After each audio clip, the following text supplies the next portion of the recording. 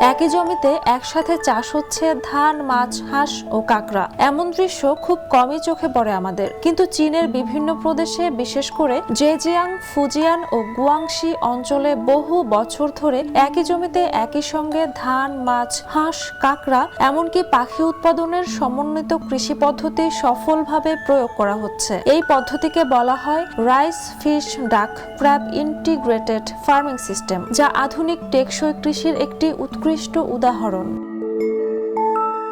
এই ব্যবস্থায় ধান ক্ষেত শুধু শস্য উৎপাদনের জায়গা নয়, বরং একটি পূর্ণাঙ্গ জীববৈচিত্র্য ভিত্তিক বাস্তুতন্ত্রে পরিণত হয়। ধান রোপণের পর জমিতে নির্দিষ্ট গভীরতার পানি ধরে মাছ ও কাঁকড়া ছাড়া হয় এবং নির্দিষ্ট সময় পর হাঁস ছেড়ে দেওয়া হয়। হাঁস আগাছা, শামুক ও ক্ষতিকর পোকামাকড় খেয়ে ফেলে, ফলে কীটনাশকের প্রয়োজন প্রায় শূন্যে নেমে আসে। মাছ পানিতে থাকা পোকা ও লার্ভা খায় এবং তাদের বর্জ্য প্রাকৃতিক সার হিসেবে ধানের পুষ্টি যোগায়। কাঁকড়া মাটির নিচে ও পানিতে চলাচল করে মাটি ঝুরঝুরে রাখে, যা ধানের শিকড় বৃদ্ধিতে সহায়ক।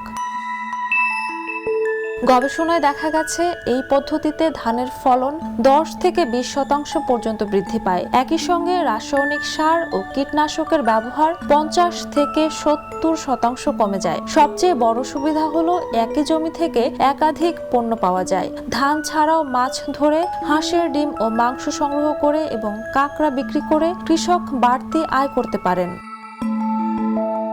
পরিবেশের দিক থেকেও এটি অত্যন্ত উপকারী। মাটির উর্বরতা বজায় থাকে, পানি দূষণ কমে এবং স্থানীয় জীববৈচিত্র্য সংরক্ষিত হয়। পুষ্টির দিক থেকে কাঁকড়া ও মাছ গ্রামীণ মানুষের জন্য সহজলভ্য প্রোটিনের উৎস, যা অনেক সময় গরিবের প্রোটিন বলা হয়।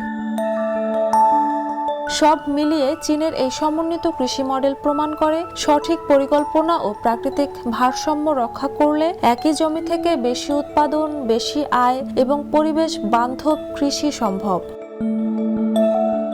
Jhuma Mridha, the news.